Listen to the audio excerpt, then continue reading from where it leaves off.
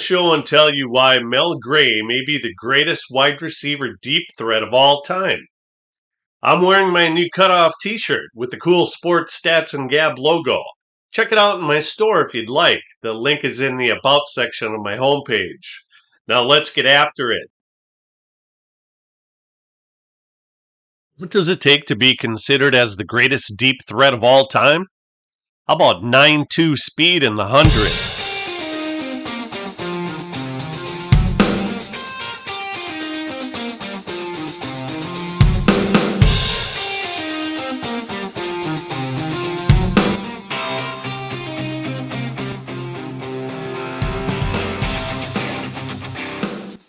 About a career 18.9 yards per catch.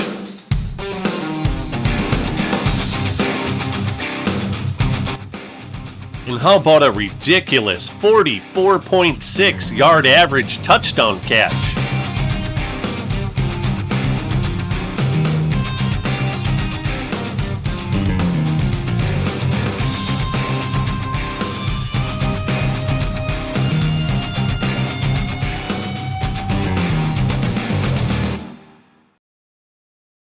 Mel Gray was small, at only 5 foot 7 inches, 175 pounds. He was a 6th round draft choice out of the University of Missouri. He dropped in the draft undoubtedly due to his limited size, but he paid huge dividends for the Cardinals during his play from 1971 through 1982. His 351 career catches doesn't seem like much today, but this is a very respectable total for a wide receiver playing his entire career in the 1970s when getting mugged on the field of play may or may not draw a penalty flag. Likewise, his 6,644 career receiving yards were also very respectable, especially considering the well-balanced offensive Cardinals attack during his tenure. I'll get more into that in a minute. Mel Gray's finest years were from 1974 through 1977 when he made the Pro Bowl each year, and he made first-team All-Pro in 1975 when he caught 11 touchdowns.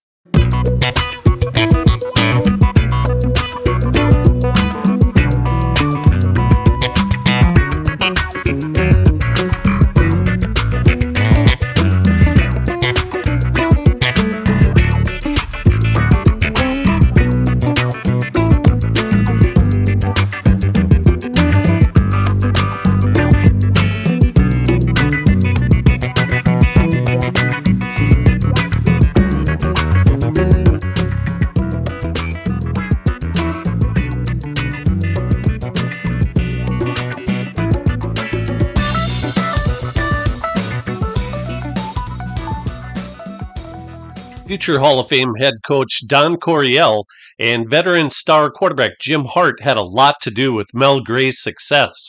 Hart was already a 5-year veteran when Gray arrived on the scene.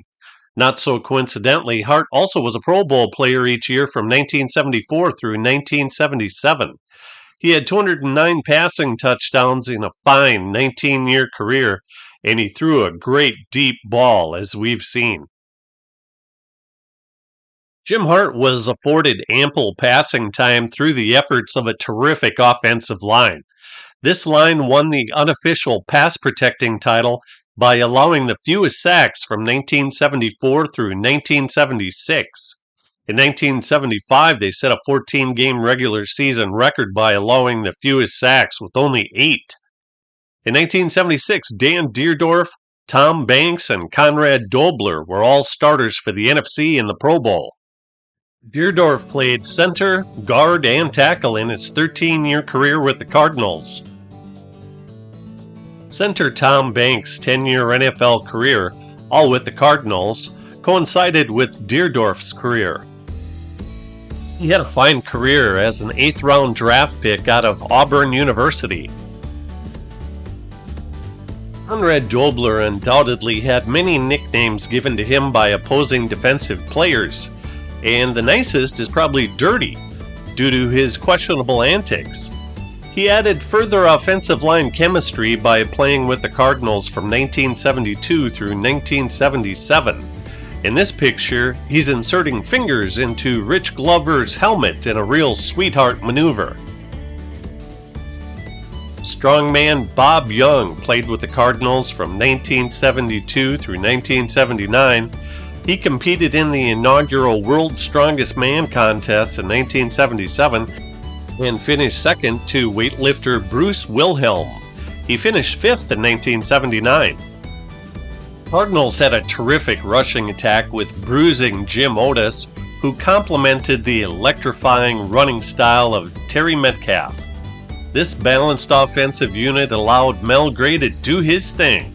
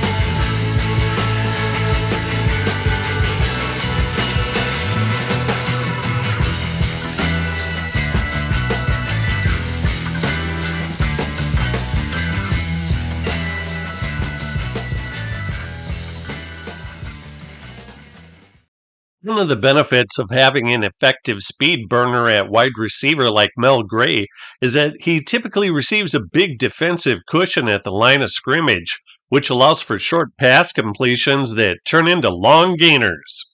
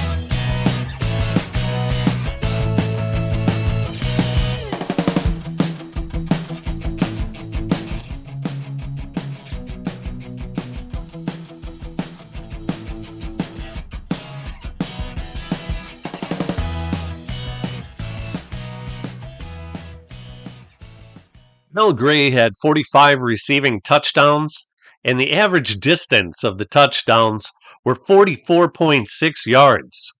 78% of his touchdowns were greater than 20 yards, and an amazing 44% of them were greater than 50 yards. Until someone can provide comparable statistical analysis that rivals these numbers, I will consider Mel Gray to be the greatest wide receiving deep threat of all time. As always, thank you for watching.